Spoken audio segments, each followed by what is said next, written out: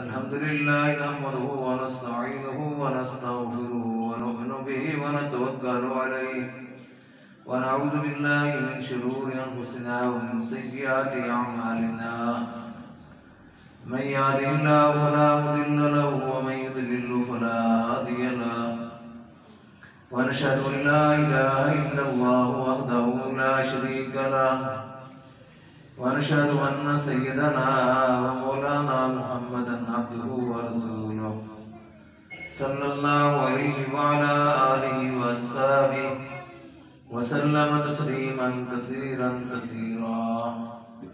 أما بعد فأعوذ بالله من الشيطان الرجيم. بسم الله الرحمن الرحيم. يا أيها الذين آمنوا اتقوا الله حق تقاته ولا تموتن إلا وأنتم مسلمون واعتصموا بحبل الله جميعا ولا تفرقوا واذكروا نعمة الله عليكم إذ كنتم أعداء فألف بين قلوبكم فأصبحتم بنعمته إخوانا وكنتم على شفا حفرة من النار فأنقذكم منها كذلك يبين الله لكم آياته لعلكم تهتدون.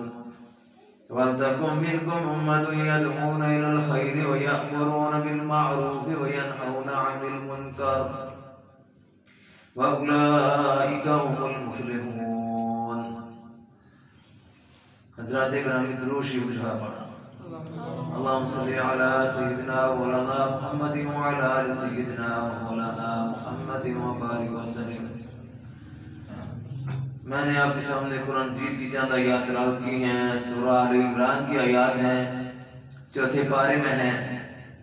فرمایا کہ لوگوں جو ایمان لائے ہو اللہ سے ڈرو جیسا کہ اس سے ڈرنے کا حق ہے، اور تمہیں موت آئے تو اس حالت میں کہ ایمان کی زندگی گزار رہے ہو، مسلمان کی حیثیت سے زندگی گزار رہے ہو، اور سب مل کر اللہ کی رسی کو مضبوطی کے ساتھ پکڑ لو اور فرقے فرقے نہ ہو جاؤ. اللہ کی اس نعمت کو یاد کرو جو اس نے تم پر کی ہے. تم ایک دوسرے کے دشمن تھے، اس نے تمہارے دلوں کے اندر الفت پیدا کر دی، محبت پیدا کر دی، اور تمہیں اپنی نعمت سے بھائی بھائی بنا دیا، اور تم آگ کے گڑھے کے کنارے پر پہنچ چکے تھے، اس سے تمہیں بچایا. اس طرح اللہ تعالیٰ اپنی نشانیاں بیان کرتا ہے، واضح نشانیاں بیان کرتا ہے تاکہ تم ہدایت پاؤ. اور تم میں ایک جماعت ضرور رسمی ہونی چاہیے جو لوگوں کو خیر کی طرف بلائے، نیکیوں کا حکم دے، برائی سے منع کرے، اور یہی لوگ کامیاب ہونے والے ہیں. اللہ نے قرآن مجید میں اہل ایمان کو مخاطب کر کے سب سے پہلے جس چیز کی دعوت دی وہ اللہ کا ڈر اور اللہ کا خوف ہے. بلا شبہ ایسی مجالس جن میں فرقہ واریت ہو، جن میں تلخ باتیں ہوں، جھگڑے والی باتیں ہوں، عوام کی اکثریت ان مجالس کو پسند کرتی ہے، اور ایسی مجالس میں لوگ بھرپور شرکت بھی کرتے ہیں. حالانکہ وہاں پر جانے کا مقصد کوئی اللہ کی رضا نہیں ہے.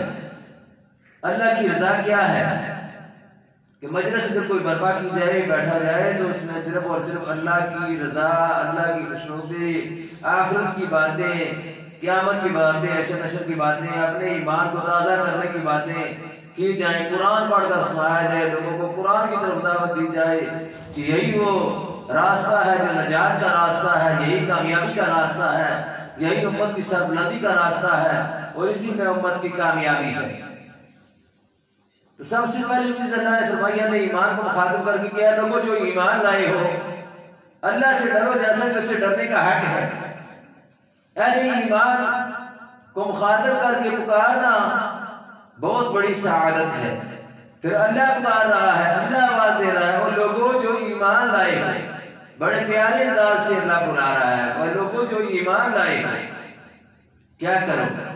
اللہ سے ڈر جاؤ جیسا کہ اس سے ڈرنے کا حق ہے. اب اللہ سے ڈرنا کیا ہے؟ اللہ کوئی نعوذ باللہ ڈراؤنی چیز تو نہیں ہے کہ اس سے ڈرا جائے، جیسے کسی ڈراؤنی چیز سے کوئی خوف ہوتا ہے. اللہ کے ڈر اور خوف کی کیفیت کچھ اور ہوتی ہے. اور وہ یہ ہوتی ہے کہ آدمی اس کے احکامات پر عمل کرتا ہے، احکامات کی تعمیل کرتا ہے اور نجات کا راستہ تلاش کرنے کی کوشش کرتا ہے۔ اور یہ جو اللہ کا ڈر اور خوف ہے کتنی بڑی چیز ہے، یہ ایک ایسی چیز ہے جو انسان کو انسانیت کا راستہ دکھاتی ہے۔ اگر یہ چیز نہ ہو، اس چیز کو نکال دیا جائے تو لوگ آزاد ہو جاتے ہیں، لوگوں کے دلوں کے اندر پھر آزادی آوارگی کے خیالات آتے ہیں، ڈر اور خوف ختم ہو جاتا ہے۔ اللہ نے فرمایا وَلِمَنْ خَافَ مَقَامَ رَبِّهِ جَنَّتَانِ، سورۃ الرحمن میں اللہ نے یہ بات فرمائی کہ جو کوئی اپنے رب کے سامنے کھڑے ہونے سے ڈر گیا اس کے لیے دو جنتیں، دو جنتیں، ایک جنت نہیں دو فرمائی۔ کیوں؟ وہ اللہ کے سامنے کھڑے ہونے سے ڈر گیا، اس کے اندر خوف ہے، وہ نماز بھی پڑھتا ہے تو اللہ سے ڈر کر، کوئی بھی عمل کرتا ہے اللہ سے ڈر کر، وہ اللہ ہی کے لیے کرتا ہے۔ اس کا مقصد کیا ہے کہ میرا رب مجھ سے راضی ہو جائے، اللہ تعالیٰ راضی ہو جائے۔ مخلوق کو راضی کرنا مقصد نہیں ہے، خالق کو راضی کرنا مقصد ہے، اور یہی سب سے بڑی چیز ہے۔ اللہ نے اسی طرح والے ایمان کو دعوت دی ہے، پھر فرمایا کہ اس طرح ڈرو جس طرح ڈرنے کا حق ہے۔ اگر کسی آدمی کو، پچھلی دفعہ حافظ صاحب نے یہ بات فرمائی تھی کہ اگر کسی آدمی کو کہا جائے کہ ڈی سی صاحب بلا رہے ہیں یا ایس ایچ او بلا رہے ہیں یا ڈی پی او بلا رہے ہیں تو اس آدمی کے اندر خوف پیدا ہوگا اور ضرور حاضر ہونے کی کوشش کرے گا۔ کس وجہ سے؟ اس کا ڈر ہے، اگر نہ گیا تو کوئی الٹا کوئی اور کاروائی نہ ہو جائے، پکڑ کر دیں، بند نہ کر دیں، اس لیے ضرور پہنچنا چاہیے۔ کوئی بھی کام ہو اس کو چھوڑ کر وہ ضرور آ جائے گا۔ یہ کیا ہے؟ یہ اس کا ڈر ہے، مخلوق کا ڈر ہے۔ مخلوق کے ڈر سے کئی گنا زیادہ خالق کا ڈر ہونا چاہیے، کیونکہ وہ خالق ہے۔ اسی لیے فرمایا کہ اس طرح سے ڈرو جس طرح سے ڈرنے کا حق ہے۔ کوئی کام جیسے ہم کہتے ہیں کہ اس کام کو کوئی اس طرح کرو جس طرح اس کو کرنے کا حق ہے، اس کا مطلب کیا ہے کہ اس کو بخوبی انجام دو، اچھے طریقے سے اس کو کرو، اس میں کوئی کسی قسم کی کمی نہ رہ جائے۔ تو اللہ نے کوئی عادلی مقرر کی اپنے ڈر کی، فرمایا فَاتَّقُوا اللَّهَ مَا اسْتَطَعْتُمْ، اللہ سے ڈرو جہاں تک ہو سکے، جہاں تک ہو سکے اس سے ڈرو۔ پھر اللہ کا ڈر اور اللہ کا خوف یہ ایک ایسی چیز ہے جس کی ہمارے سامنے بے شمار مثالیں ہیں۔ صحابہ کرام کے دور کی زندگی کی مثالیں آپ دیکھ لیں، کس طرح کر کے انہوں نے زندگی گزاری۔ وہ کیا چیز تھی؟ وہ اللہ کا ڈر اور اللہ کا خوف تھا، اور رسول اللہ صلی اللہ علیہ وسلم کی ایک ایک سنت پر عمل کیوں کیا؟ کیونکہ ان کے سامنے یہ بات تھی کہ لَقَدْ كَانَ لَكُمْ فِي رَسُولِ اللَّهِ أُسْوَةٌ حَسَنَةٌ، یہ تمہارے لیے رسول اللہ کی زندگی میں بہترین نمونہ ہے۔ انہوں نے اس چیز کو حاصل کرنے کی کوشش کی۔ بڑا شدید دور تھا، بڑا سخت دور تھا جو مکے کا دور تھا، اس میں بھی صحابہ کرام نے قربانیوں پر قربانیاں دی، اپنی جسم کو آگ اور خون کے حوالے کر دیا، لیکن حق کے راستے سے باز نہیں آئے، حق کے راستے پر قائم و دائم رہے، ڈٹے رہتے۔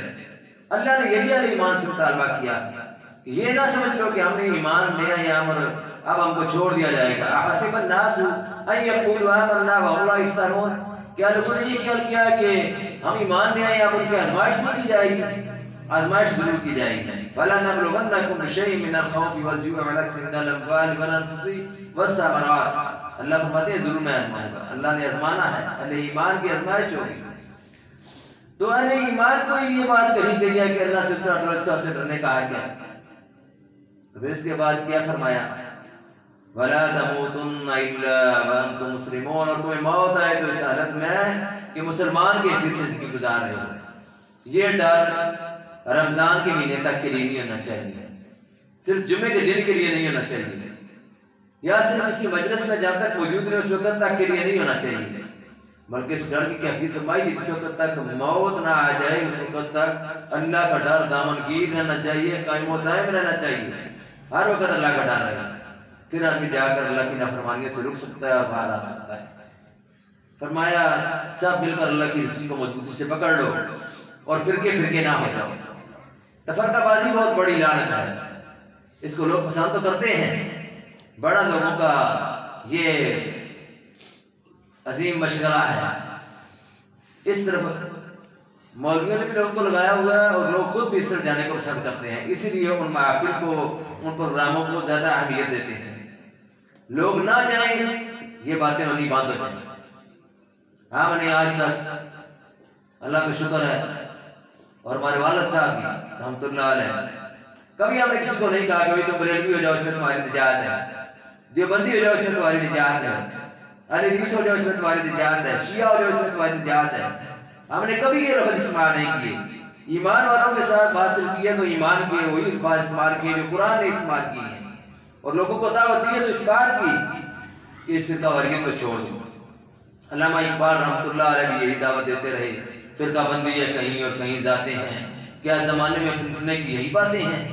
منفعت ایک ہے اس قوم کی، نقصان بھی ہے ایک ہی، سب کا نبی دین بھی ایمان بھی ہے، حرم پاک بھی اللہ بھی قرآن بھی ہے، ایک ہی سب کا نبی دین بھی ایمان بھی ہے، حرم پاک بھی اللہ بھی قرآن بھی ہے۔ کچھ بڑی بات تھی جو ہوتے مسلمان بھی ہے، کچھ بڑی بات تھی جو ہوتے مسلمان بھی۔ آج امت جن حالات سے گزر رہی ہے، ان حالات میں اس امت کو فرقہ واریت کی طرف لے کر جانا بہت بڑا ظلم ہے، تفرقہ بازی بہت بڑی لعنت ہے، اس کی طرف امت کو نہیں لے کر جانا چاہیے۔ اللہ نے قرآن میں فرمایا وَلَا تَنَازَعُوا فَتَفْشَلُوا وَتَذْهَبَ رِيحُكُمْ، آپس میں تنازع نہ کرو، تمہاری ہوا اکھڑ جائے گی، دشمن کو فائدہ پہنچے گا، دشمن کو فائدہ پہنچے گا، ہوا اکھڑ جائے گی۔ اس لیے بلکہ ایک جگہ بڑی سخت الفاظ اللہ نے استعمال کیے، اللہ نے فرمایا کہ ان الذین فرقوا دینہم، کہ جن لوگوں نے یا نبی صلی اللہ علیہ وسلم اس دین کو فرقے فرقے کر دیا، ان الذین فرقوا دینہم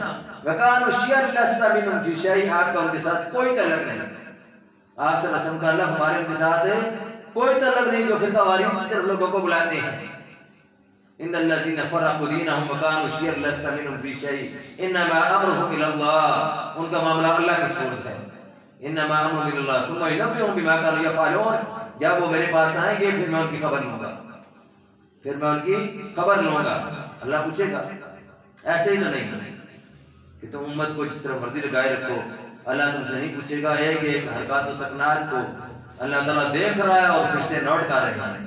یہ سی سی ٹی وی کیمرے لوگوں نے لگائے ہیں نا، لوگ اس سے ڈرتے ہیں، پتہ چل جائے نا سی سی ٹی وی کیمرہ اس گلی میں لگایا، بڑی احتیاط کے ساتھ جاتے ہیں، کوئی ایسی حرکت نہ ہو جائے کہ کیمرے میں آ جائے اور پھر وہ کہے گا کہ یہ آدمی ادھر کوئی ایسی ویسی حرکت کر رہا تھا۔ تو سی سی ٹی وی کیمرے کا بڑا خوف اور بڑا ڈر ہے، لیکن ان کیمروں کا کوئی ڈر اور خوف نہیں ہے جو اللہ نے لگائے ہوئے ہیں۔ ہر وقت جب یہ بات فرما دی کہ اللہ جو ہے ان اللہ علیم بذات صدور، کہ اللہ تعالیٰ جو ہے وہ دلوں کے اندر راز جو ہے ان کو بھی جانتا ہے، دلوں کی تہوں کے نیچے کیا کچھ چھپا ہوا اس کو بھی جانتا ہے، اور وَهُوَ مَعَكُمْ أَيْنَمَا كُنتُمْ، تم جہاں کہیں بھی جاؤ وہ تمہارے ساتھ ہے۔ جب ایسی کیفیت ہے تو ہمیں تو زیادہ ڈرتا رہنا چاہیے کہ کیمرے لگے ہوئے ہیں، کیمرے فٹ ہیں، ہم جب انکار کریں گے کسی بات کا تو کیا ہوگا؟ اللہ تعالیٰ وہ سارے کیمرے سے نکال کر اس کو چلا دے گا کہ دیکھو جی یہ کون سا میں انکار کر رہی ہو، تم ہی ہو نا، اس کو تو مان جائے گا واقعی میں۔ آج بھی آپ نے دیکھا ہوگا جو اینکر حضرات ہیں، جو ٹی وی اینکر ہیں، وہ کیا کرتے ہیں؟ جب کوئی نہیں نہ مانتا سیاسی لیڈر یہ بات میں نے نہیں کی تو وہ اس کا چلا دیتے ہیں، کہتے ہیں دیکھو یہ کیا کہہ رہی ہے، تم ہی کہہ رہی ہے۔ اسی طرح کر کے جب انسان یہ کام کر سکتا ہے تو وہ تو خالق ہے، وہ تو خالق کائنات ہے، اس سے کون سی چیز چھپی ہوئی ہے؟ اس لیے اللہ تعالیٰ عدل اور انصاف کے سارے تقاضے پورے کرے گا۔ تو فرمایا کہ سب مل کر اللہ کی اسی کو مضبوطی کے ساتھ پکڑو اور فرقے فرقے نہ ہو جاؤ، اور یاد کرو اللہ کی اس نعمت کو جو اس نے تم پر کی، تم ایک دوسرے کے دشمن تھے، اس نے تمہارے دلوں کے اندر الفت ڈال دی، محبت ڈال دی۔ دشمن تھے ایک دوسرے کے، کہیں پانی پینے پلانے پہ جھگڑا، کہیں گھوڑا آگے بڑھانے پہ جھگڑا، ذرا بات پر لڑ پڑتے تھے، جھگڑا شروع کر دیتے تھے، 40 سال 60 سال بلکہ بعض سال نسل در نسل لڑائیاں شروع جاتی تھی، قبیلوں کے ساتھ لڑائیاں اور جھگڑے شروع جاتے تھے۔ پھر رسول اللہ صلی اللہ علیہ وسلم جب تشریف لائے تو آپ صلی اللہ علیہ وسلم نے یہ سارے تنازع ختم کیے، ان کے اندر ایسا ماحول پیدا کر دیا، موافقت پیدا کی، اخوت پیدا کی کہ پھر وہ ایک دوسرے کے بھائی بن گئے، اور ایسے بھائی بن گئے کہ جو اپنا اس کا حقیقی بھائی ہے اس سے بھی زیادہ اس آدمی کو جو اہل ایمان ہے ان کو زیادہ اہمیت دے رہا ہے۔ بڑا مشہور واقعہ حضرت مصعب بن عمیر رضی اللہ تعالیٰ عنہ کا کہ حضرت مصعب بن عمیر رضی اللہ تعالیٰ عنہ کے بھائی کو ایک آدمی باندھ رہا تھا، ایک انصاری ان کے بھائی کو باندھ رہا تھا، تو انہوں نے کہا بھائی اس کو مضبوطی کے ساتھ باندھو، اس کی ماں بڑی مالدار ہے۔ تو اس نے کہا یہ مجھے باندھ رہا ہے، تم اس سے کہہ رہے ہو میرے بھائی، میں تمہارا بھائی ہوں، ہم ایک باپ کی اولاد ہیں، تم اس کو کہہ رہے ہو کہ میرے بھائی، اس کو مضبوطی کے ساتھ باندھنا۔ اس نے کہا تم میرے بھائی نہیں ہو، اس کو یہ میرا بھائی۔ یہ ہے ایمان کے تقاضے جو صحابہ نے پورے کیے تھے، اور میں بتایا تھا کہ اصل رشتہ ایمان کا رشتہ ہے۔ ایمان کے رشتے کو اہمیت دی، ایمان کے رشتے کو سب سے اول جانا، اس لیے فرمایا کہ ان کے دلوں کے اندر اللہ تعالیٰ نے ایسی محبت پیدا کی، اس محبت کی بے شمار مثالیں ہیں۔ آپ کو پتہ ہے کہ ہجرت کر کے جب صحابہ گئے تھے مدینہ میں تو وہاں پر کیا کیفیت تھی، وہ کس طرح ایک دوسرے کے بھائی بھائی بن گئے تھے، کس طرح انہوں نے ایک دوسرے کے ساتھ اپنا تعلق وابستہ کر لیا تھا۔ تو فرمایا وَكُنْتُمْ عَلَىٰ شَفَا حُفْرَةٍ مِّنَ النَّارِ، تم آگ کے کڑے کے کنارے پہنچ چکے تھے۔ اب آگ کے کڑے کے کنارے جب یہ پہنچ چکے ہیں اپنی بدعمالیوں کی وجہ سے، تو اس کا تذکرہ اللہ نے کیا کہ جب آگ کے کڑے کے کنارے پہنچ گئے تو پھر اس سے اللہ تعالیٰ نے ان کو محمد رسول اللہ صلی اللہ علیہ وسلم کی تعلیم و تبلیغ کے ذریعے اور ان کی محنت اور کوشش کے ذریعے اللہ تعالیٰ نے پھر ان کو بچایا۔ فَأَنْقَذَكُم مِّنْهَا، اس سے ہم نے تم کو بچا لیا۔ فرمایا كَذَلِكَ يُبَيِّنُ اللَّهُ لَكُمْ آيَاتِهِ لَعَلَّكُمْ تَهْتَدُونَ، اس طرح اللہ تعالیٰ اپنی واضح نشانیاں کھول کر بیان کرتا ہے تاکہ تم ہدایت پا جاؤ۔ اس کے بعد اللہ تعالیٰ نے اس امت کے بارے میں فرمایا، ایک جگہ فرمایا کہ تم خیر امت اخرجت للناس، تم ایک بہترین امت ہو جو لوگوں کی نفرسانی کے لیے نکالے گئے ہو، تم لوگوں کو نیکیوں کا حکم دیتے ہو، برائیوں سے منع کرتے ہو۔ اب دوسری جگہ کیا بات فرمائی؟ اس جگہ فرمایا وَلْتَكُن مِّنكُمْ أُمَّةٌ يَدْعُونَ إِلَى الْخَيْرِ، تم میں ضرور ایک جماعت ایسی ہونی چاہیے جو لوگوں کو خیر کی طرف دعوت دے۔ سارے نہیں کام کرنے تو ایک جماعت تو کام کرے، لیکن کام کرے پورا، آدھا نہ کرے۔ وَلْتَكُن مِّنكُمْ أُمَّةٌ يَدْعُونَ إِلَى الْخَيْرِ، خیر کی طرف دعوت دے، بھلائی کی طرف دعوت دے۔ وَيَأْمُرُونَ بِالْمَعْرُوفِ، اور نیک کاموں کا حکم دے، اچھائیوں کا حکم دے۔ نماز، روزہ، زکوٰۃ، حج، انہی باتوں کا نہیں صرف حکم دے، باقی بھی معاشرے کے اندر جو ظلم و ستم جاری و ساری ہے اس سے روکنے کا بھی حکم دے، اور بے شمار نیکیوں کے کام ہیں ان کو بھی لوگوں کے سامنے واضح کرے۔ حقوق العباد کا پورا باب ہے، اس کو لوگوں کے سامنے واضح کرے۔ معاملات ہیں کیسے ہونے چاہیے، ایک مسلمان کے معاملات، اس کا کاروبار کیسا ہونا چاہیے، اس کو رزق حلال کمانا چاہیے، یہ ساری باتیں بھی ان پر واضح کرنی چاہیے۔ ایسا نہیں ہے کہ بھئی وہ نماز روزہ کرے تو بس ٹھیک ہے، رشوت لے نماز پڑھ لے ٹھیک ہے، سود کھائے نماز پڑھ لے بس ٹھیک ہے، اگر اس کی کمائی حرام کی ہوگی تو اس کی نہ نماز قبول ہے، نہ روزہ قبول ہے، نہ حج قبول ہے، کوئی اس کا عمل اللہ کے قبول نہیں ہوگا۔ اس لیے یہ بھی سبق دینے والا ہے ان کو، یہ نیکیوں کی تبلیغ، یہ نیکیوں کی دعوت، امر بالمعروف۔ اب نہیں ہے جن منکر کیا ہے، برائیوں کے آگے ڈکا ڈالنا، برائیوں کا راستہ بند کرنا، اس کا راستہ مسدود کرنا، یہ نہیں عن المنکر۔ شراب نوشی کے دروازے بند کرنے کی کوشش کرنا، زنا، بے حیائی، معاشرے کے اندر جو بہت زیادہ چڑھ رہا ہے، سود خوری اور قتل و غارت گری، ڈکیتی، اور جو رشوتوں کا بازار گرم ہے، تھانوں میں کچہریوں میں جو ظلم ہے، حتیٰ کہ پارلیمنٹ سے لے کر نیچے تک اور نیچے سے لے کر حکمرانوں تک، سارے احکام پر جو لوگ غلط کاری کے مرتکب ہوں، جو لوگ گناہوں کے مرتکب ہوں، ان کے خلاف بولنا، یہ بھی امت مسلمہ کی ذمہ داری لگائی گئی ہے کہ یہ بھی تمہاری ذمہ داری ہے۔ تمہارا اتنا ہی کام نہیں ہے کہ نماز پڑھی، روزہ رکھا اور بس ٹھیک ہے جی ہم بڑے پرہیزگار بن گئے، ٹھیک ہے تم پرہیزگار تو بن گئے لیکن اللہ کی مددگار نہ بن سکے۔ اللہ نے فرمایا یا ایھا الذین آمنوا، اے لوگو جو ایمان لائے، کونوا انصار اللہ، اللہ کے مددگار بن جاؤ۔ اللہ کے مددگار کون ہیں؟ جو لوگ اللہ کے دین کی طرف دعوت دینے والے ہیں، اللہ کے دین کی طرف دعوت دینے والے، اللہ کے دین کے سپاہی، اور یہ وہ لوگ ہیں جن کے بارے میں فرمایا کہ العاملون بالمعروف والناہون عن المنکر واللہ، فرمایا کہ یہ وہ لوگ ہیں جو نیکیوں کا حکم دیتے ہیں، برائیوں سے منع کرتے ہیں، اور اللہ کی حدوں کے محافظ ہیں، اللہ کی حدوں کی حفاظت کرنے والے ہیں۔ جیسے کوئی آدمی، اس کی زمین ہو، اس نے فصل لگائی ہو اور وہاں پر فصل پر وہ ڈنڈا لے کر بیٹھا ہو کہ اپنی زمین پر کہ ادھر سے کوئی جانور نہ زمین کے اندر داخل ہو جائے، میری فصل کو نہ برباد کرے، تو یہ علی ایمان کو اللہ تعالیٰ نے کیا فرمایا کہ یہ لوگ میرے دین کے سپاہی ہیں، حدود اللہ کے محافظ ہیں، یہ وہاں پر بیٹھے ہوئے ہیں۔ کوئی حدود اللہ کو پامال نہیں کر سکتا جس وقت تک یہ پہرا دیں گے۔ اس لیے اہل ایمان کی یہ بھی ذمہ داری لگائی کہ اہل ایمان صرف اپنی حد تک نہ رہیں کہ ٹھیک ہے ہم نے تو نماز روزہ کر لیا، نہیں، ہمارا کام اپنے گھر کی بھی اصلاح ہے، معاشرے کی بھی اصلاح ہے، اور ہمارے اس پروگرام کا بنیادی مقصد کیا ہے؟ اس وقت جو ہم بیٹھتے ہیں بہت بڑے عظیم لوگ ہیں یہ جو بیٹھے ہوئے ہیں، بات سیدھی ہے، آپ اللہ کی توفیق سے آئے ہیں، خود نہیں آ سکتے تھے۔ ہمارے جیسے بے شمار لوگ ہیں جو ابھی فضول وقت ضائع کر رہے ہیں، کوئی چوک میں بیٹھا ہوگا، کوئی گھر میں بیٹھ کر گپیں آنک رہا ہوگا، کسی نے موبائل کھولا ہوا ہوگا، طرح طرح کے کاموں میں لوگ مشغول ہوں گے، لیکن اللہ کی بہت بڑی انعام ہے ہم پر، اللہ کی بہت بڑی رحمت ہے ہمارے ساتھ کہ اس نے ہمیں یہاں پر آنے کی توفیق دی۔ اور جب آدمی کوئی کسی سے راضی ہوتا ہے تو اس کو وہ اپنے گھر آنے کی توفیق دیتا ہے، آنے کی اجازت دیتا ہے، ورنہ اس کے گھر وہ آدمی نہیں جا سکتا جس سے وہ ناراض ہو۔ تو اس سے معلوم ہوا کہ خالق کائنات الحمدللہ ہم سے راضی ہیں، ان کی نظر کرم ہے ہم پر۔ اور یہ مجلس جب ختم ہوتی ہے، یہ جو مجلس نیکیوں کی مجلس ہے، یہ جو قرآن کی مجلس ہے، درس قرآن کی مجلس ہے، اس مجلس کے خاتمے پر اللہ تعالیٰ کیا اعلان کرتے ہیں؟ حدیث بڑی واضح ہے، مجلس ختم ہوتی ہے، فرشتے اللہ کے پاس جاتے ہیں، اللہ سب کچھ جانتے ہیں، وہ تو علیم و بذات صدور ہے، وہ تو واللہ علیم ان اللہ خبیر بما تعملون ہے، لیکن اس کے باوجود فرشتوں سے پوچھتا ہے اللہ کہ تم کہاں سے آئے ہو؟ کہتے ہیں یا اللہ ہم ایک جگہ سے آئے ہیں، وہاں پر دینی مجلس لگی ہوئی تھی، لوگ تیرا تذکرہ کر رہے تھے، تیری یاد کر رہے تھے۔ اللہ فرماتے ہیں کہ وہ کیوں کر رہے تھے؟ فرشتے فرماتے ہیں، فرشتے کہتے ہیں کہ یا اللہ وہ اس لیے کر رہے تھے کہ تیری رضا کی خاطر، وہ جنت چاہتے تھے۔ تو اللہ فرماتے ہیں کہ جنت انہوں نے دیکھی ہوئی ہے؟ فرشتے کہتے ہیں نہیں جنت نہیں دیکھی ہوئی۔ تو پھر اللہ تعالیٰ فرماتے ہیں کہ وہ کس چیز سے بچنا چاہتے تھے؟ فرشتے کہتے ہیں کہ وہ جہنم سے بچنا چاہتے تھے، اس لیے جمع تھے۔ اللہ فرماتے ہیں جہنم کو انہوں نے دیکھا ہوا ہے؟ فرشتے کہتے ہیں نہیں دیکھا ہوا۔ تو اللہ فرماتے ہیں اگر جنت جہنم کو وہ دیکھ لیتے تو فرشتے کہتے ہیں پھر وہ اور زیادہ بچنے کی کوشش کرتے، جہنم سے اور زیادہ بچنے کی کوشش کرتے۔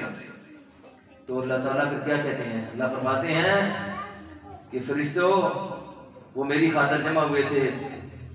تو فرشتے پھر کہتے ہیں کہ ایک آدمی اپنا کوئی کام آ کر وہاں بیٹھ گیا تھا، مجلس کے لیے نہیں آیا تھا، اپنا کوئی کام آ کر بیٹھ گیا تھا، کسی آدمی کے ساتھ جیسے کسی کو کام ہو اور آ کر بیٹھ جائے، اس کے انتظار میں کہ یہ فارغ ہو پھر میں اس سے اپنا کام کروں، اپنی بات کروں، اس طرح کر کے بندہ کو آ کر بیٹھ گیا۔ تو فرشتے نے کہا یا اللہ ایسے کوئی آ گیا۔ تو اللہ پاک فرماتے ہیں کہ یہ مجلس ایسی ہے کہ جو اس مجلس میں اس طرح آیا ہے میں نے اس کی بھی مغفرت اور بخشش کر دی۔ سبحان اللہ، مجلس ساری کی مغفرت اور بخشش کر دی، اس مجلس کی وجہ سے اتنی برکت مجلس کہ اس کی وجہ سے اس آدمی کی بھی مغفرت اور بخشش کر دی جو آدمی اس مجلس کسی آدمی کے کام کے لیے آیا تھا۔ تو یہ باتیں اچھی طرح سمجھ لینی چاہیے کہ دینی مجالس جو ہے یہ کوئی اس طرح نہیں ہوتی۔ بعض لوگ کہتے ہیں کہ ہم آپ کا بیان جو ہے موبائل پر جب آتا ہے تو ہم اس پر سن لیتے ہیں، وہاں پر سننا کافی نہیں ہے۔ مجالس کا جو ثواب ہے، مجالس میں بیٹھنے کا جو ثواب ہے، جو آپس میں بیٹھ کر ایک دوسرے کے ساتھ بیٹھ کر بات چیت سننے کا جو ثواب ہے اس سے آدمی محروم رہ جاتا ہے۔ خاص طور پر یہ حدیث جس مقصد کے لیے نازل ہوئی ہے، ایک آدمی گھر میں اکیلا بیٹھا اس کو وہ ثواب تو نہیں ملے گا جتنا ثواب اس آدمی کو ان آدمی کو ملے گا جو یہاں مجلس میں موجود ہے۔ تو اللہ تعالیٰ ہمیں نیکی کے اس راستے پر چلنے کی توفیق نصیب فرمائے، اور ہمیں اللہ تعالیٰ اس امت جس کا فرمایا کہ ایک ایسی امت ضرور ہونی چاہیے، ایک جماعت ضرور ہونی چاہیے جو خیر کی طرف دعوت دے، اللہ ہمیں ان لوگوں میں شامل فرمائے کہ ہم خیر کی دعوت دینے والے، نیکیوں کا حکم کرنے والے، نیکیوں کی دعوت دینے والے، اور برائیوں کے راستے میں رکاوٹ بننے والے اور برائیوں کا راستہ روکنے والے بن جائیں۔ اللہ تعالیٰ ہمیں اس طرح کر کے ان لوگوں کے ساتھ ہمارا شمار فرمائے۔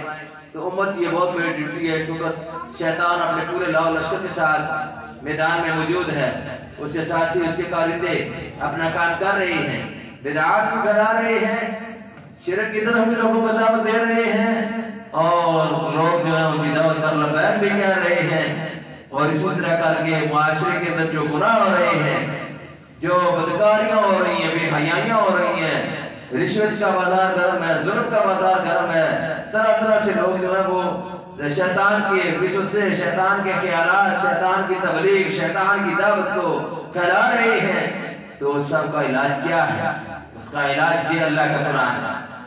اللہ کا قرآن ہے، اس کے ساتھ جڑ جائیں، اس کے ساتھ اپنا تعلق وابستہ کر لیں تو کامیابی مل جائے گی، ورنہ اس کے ساتھ اپنا تعلق وابستہ نہ کیا، کیونکہ اللہ کے نبی صلی اللہ علیہ وسلم نے یہ بات فرمائی تھی ان اللہ یرفع بہذا الکتاب اقوام ویضع بآخرین، کہ بے شک اللہ تعالیٰ اس کتاب کے ذریعے بہت سی قوموں کو اٹھاتا ہے اور بہت سی قوموں کو گراتا ہے، قوموں کا عروج، قوموں کا زوال اس کتاب کے ساتھ وابستہ ہے۔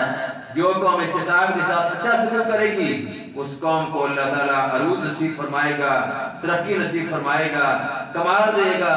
لیکن اگر قوم نے کتاب کے ساتھ وہ رویہ اختیار کیا جو پچھلی قوموں نے اختیار کیا تھا تو پھر اس قوم کا بھی حال وہی ہوگا کہ اس پر بھی پھر اللہ کی طرف سے عذاب کا کوڑا برسے گا جس طرح ان قوموں پر برسا تھا جو پہلی قومیں گزری ہیں۔ اس لیے اللہ سے دعا بھی کرنی چاہیے کہ اللہ تعالیٰ ہمیں صراط مستقیم نصیب فرمائے، لیکن وہ اعمال بھی کرنے چاہیے جن اعمال کی طرف اللہ تعالیٰ نے توجہ دلائی ہے اور نبی کریم صلی اللہ علیہ وسلم جن اعمال کی تعلیم فرمائی ہے۔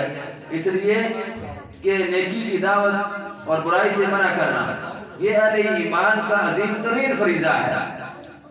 ہر مسلمان کو یہ کام کرنے کی دعوت ہے، ہر مسلمان یہ کام کرے۔ اللہ نے تخصیص نہیں لگائی کسی جماعت پر کہ فلاں جماعت یہ کام کرے۔